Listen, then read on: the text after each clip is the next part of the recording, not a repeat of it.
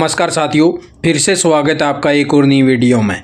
जी हाँ साथियों, वह भारतीय मजदूर संघ अनुबंधित विद्युत कर्मचारी संघ के द्वारा वह एक नया पत्र भेजने का काम किया गया है। माननीय मुख्यमंत्री हरियाणा सरकार को पत्र लिखा गया है।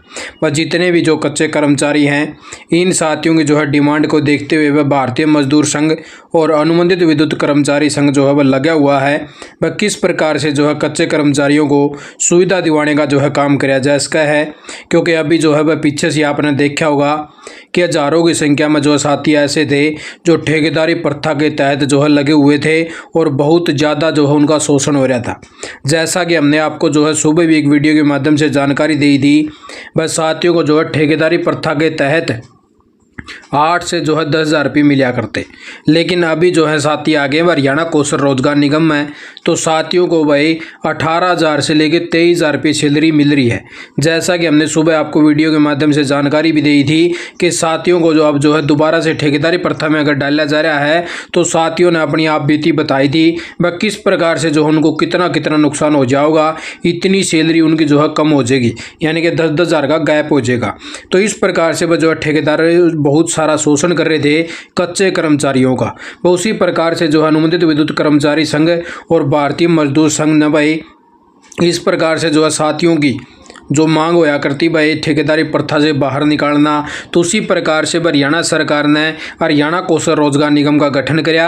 और उसी प्रकार से अभी भी काफ़ी सारी मांगें ऐसी हैं जिससे कर्मचारी वह जूझ रहे हैं। उनकी मांगों को भी पूरा करवाने के लिए वह संघ है वो लगा हुआ है और आपके लिए वह पत्र लिख दिया है माननीय मुख्यमंत्री साहब को।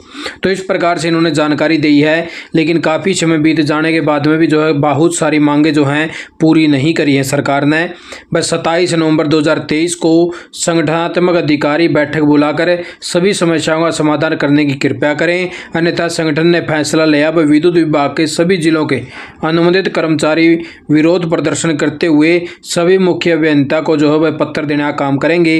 28 नवंबर 2023 को गुरुग्राम पंचकूला में और 5 दिसंबर 2023 को रोहतक और हिसार में ज्ञापन देने का निर्णय लिया है। तो इस प्रकार से ये कॉपी है लेटर की, ये देख लीजिए 14 यानी कि भाई बड़े बड़े ऑफिसर हैं उनको भेजने का काम कर दिया है, जो चीफ लेवल तक के हैं साथियों। सीएमओ हरियाणा कौशल रोजगार निगम को भी लिख दिया है भाई, जो चीफ सेक्रेटरी साहब हैं यानी कि इनको भी लिख दिया है। तो सभी को पत्र जारी कर दिया है और इसके अंदर मांग रखी गई है साथियों भाई। एक तो मांग रखी गई थी यानी कि पीछे समझौता हुआ था HPGCL के तहत उसको पूरा करने के लिए मांग रखी है। और एक हरियाणा कौशल रोजगार निगम के रेटों में बढ़ोतरी हुई है भाई, 6/9/2023 में पत्र जारी किया गया था सभी साथियों के लिए। उसमें जो वेतन की बढ़ोतरी करी हो 5% करी गई थी। अभी इन्होंने मांग करी है कि जो निगम रेट हैं उसमें 20% की बढ़ोतरी करने का काम किया जावे और जनवरी 2023 से लागू करी जावे। क्योंकि इन्होंने भाई सारा साल ही टपा दिया था। अभी 9वें महीने में सैलरी बढ़ोतरी करी है, इन्होंने जनवरी से लागू करनी चाहिए थी। बिजली विभाग में कार्यरत सभी विभाग आज कारण पार्ट टाइम कर्मचारियों को बोनस दिया जावे और बोनस पर पत्र जारी किए और उन अनुबंधित कर्मचारियों को शामिल नहीं किया गया है भाई। क्योंकि अब निगमों ने बोनस के पत्र जारी करे हैं उसमें अनुबंधित कर्मचारी नहीं आए हैं भाई। और उससे आगे वह एलएम है इनके लिए भी पॉलिसी में शामिल करने के लिए बोलिया है। और 58 साल की उम्र में रिटायर होने वाले अनुबंधित कर्मचारियों को ग्रेजुएटी का लाभ दिया जावे। सभी अनुबंधित कर्मचारियों को विभाग रोल कारण पार्ट टाइम को LTC का लाभ मिला है। रिस्क अलाउंस भी देना पड़े यानी कि रिस्क अलाउंस भी दिया जावे। और सभी विभाग रोल हैं कर्मचारियों को रेगुलाइजेशन पॉलिसी बनाई जाओ भाई। सभी यानी कि जो भी कर्मचारी लगे हैं भाई आचरण के तहत लगे हों या पार्ट टाइम कर्मचारी हों, इनको रेगुलाइजेशन पॉलिसी बनाई जाए तथा बिजली विभाग में लगे अनुबंधित कर्मचारियों को इसमें शामिल किया जाए। बिजली विभाग में लगे सभी विभाग रोल के कर्मचारियों का डाटा भाई HRMS के पोर्टल के ऊपर डाला जाए। विभाग रोल के कर्मचारियों को भी आचरण का रेट दिया जाओ भाई।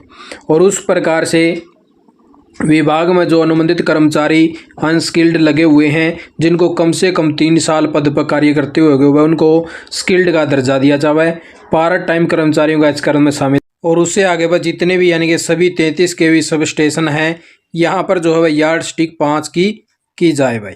और उससे आगे इन्होंने 80 यूनिट पर मंथ का लाभ दिया जाए जो अनुबंधित कर्मचारी हैं।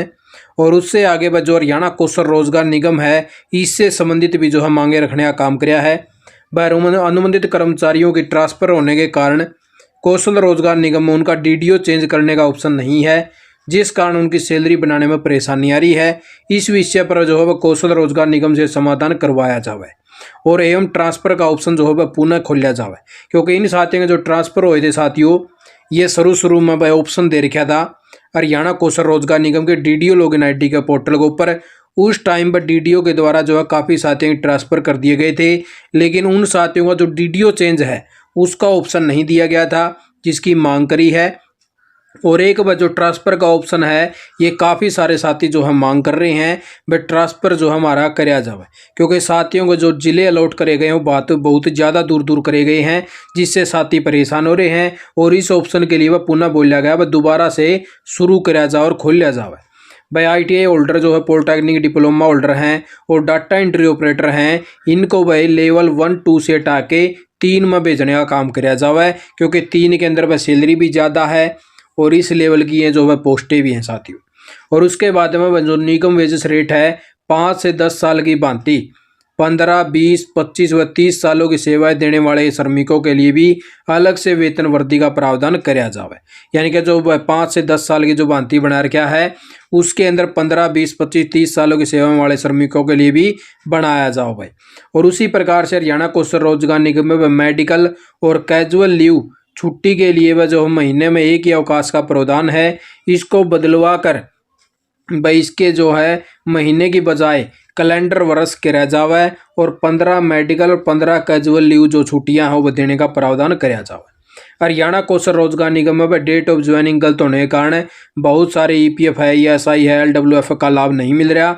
इन समस्याओं के समाधान के लिए प्रत्येक अनुबंधित कर्मचारी को पंचकूला एचकरण कार्यालय में आना पड़ता है। आपसे निवेदन है डेट ऑफ ज्वाइनिंग की ठीक करवाई जाए, तो इन समस्याओं के समाधान के लिए वह DDO सदर व जो इसका प्रावधान कराया जाए। हरियाणा बिजली निगम में कार्यरत एचकरण के कर्मचारियों को उनके अनुभव के आधार पर वेतन नहीं मिल रहा। आपसे निवेदन है ज्वाइनिंग तिथि के अनुसार अनुभव का लाभ दिया जाए। और एक बार साथियों जो 5.5 नंबर पैरा था इसको भी दोबारा से लागू करवाने के लिए बोला है, क्योंकि पीछे से हरियाणा सरकार ने पैरा हटा दिया था, जिसके तहत साथियों की जो सैलरी है वह लेट हो रही है।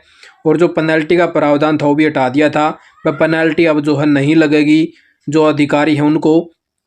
तो इस प्रकार से इसको जो है दोबारा लाने के लिए बोला है। और सब अनुबंधित कर्मचारियों को EPF का जो कंट्रीब्यूशन है वो 15,000 की बजाय वह पूरा वेतन पर कराया जावे, क्योंकि अभी जो है 15,000 की सैलरी के ऊपर कट होते हैं आपके 1800 रुपये। ठीक है, तो इन्होंने बोला है पूरी जो सैलरी मिला उसको ऊपर कट कराया जावे।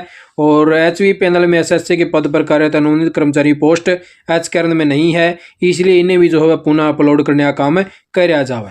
तो इस प्रकार से साथियों ये जो मांगे हैं ये बिजली कर्मचारियों पर ही नहीं, अगर ये पूरी करता है डिपार्टमेंट तो ये आल जो है जितने भी हरियाणा कौशल रोजगार निगम के तहत जिस भी डिपार्टमेंट के अंदर कर्मचारी लग रहे हैं उन सभी को जो है लगभग मिलने का काम होगा साथियों।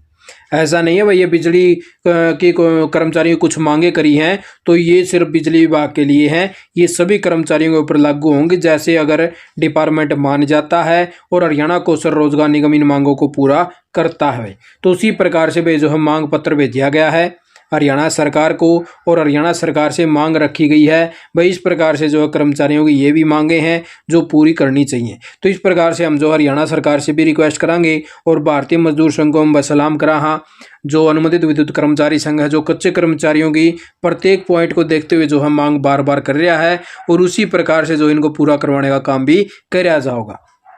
आप साथ वीडियो देखिए, आपका बहुत बहुत धन्यवाद। जय हिंद, जय भारत, जय हरियाणा।